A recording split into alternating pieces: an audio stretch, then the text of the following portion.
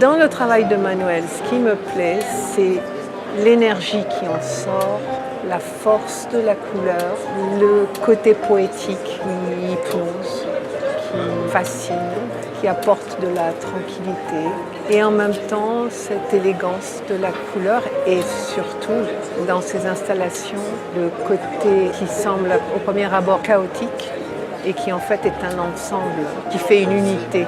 Il a ce don d'assembler les éléments de toutes sortes, des tuyaux, des boîtes, des prises, des radiateurs, des morceaux de bois, comme si c'était des déchets dans un atelier qu'il assemble et qu'il met en scène comme une belle œuvre entière.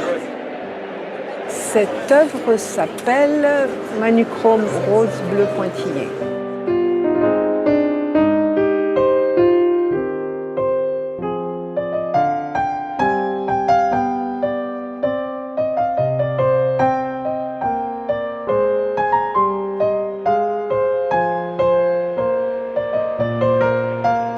Cette autre œuvre est une œuvre de 1971. Nous avons montré une œuvre comme ça à la galerie en 2000 avec de la matière beige qui était de la sciure de bois. Elle a des hélices au fond de la boîte de plexiglas qui fait que la matière est mouvante, on dirait un sable mouvant. Alors certains sont impressionnés, parfois effrayés. Moi je la trouve magnifique et hypnotisante.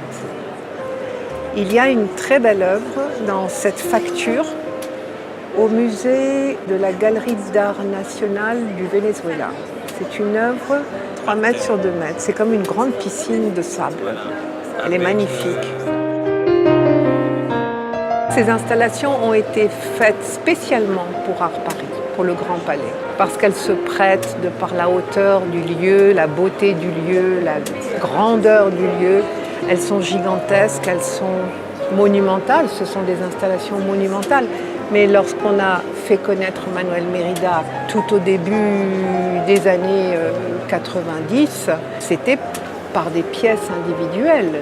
Et ce qui était important, c'était la matière qui se meut dans le cercle ou dans le carré. L'œuvre est vivante, elle évolue et elle te présente une forme différente à chaque instant. Donc tu n'es jamais lassé de ton œuvre d'art. Tu as une nouvelle œuvre d'art tous les matins quand tu te réveilles, tous les soirs quand tu l'arrêtes, ou quand tu arrêtes de la tourner si elle n'a pas de moteur.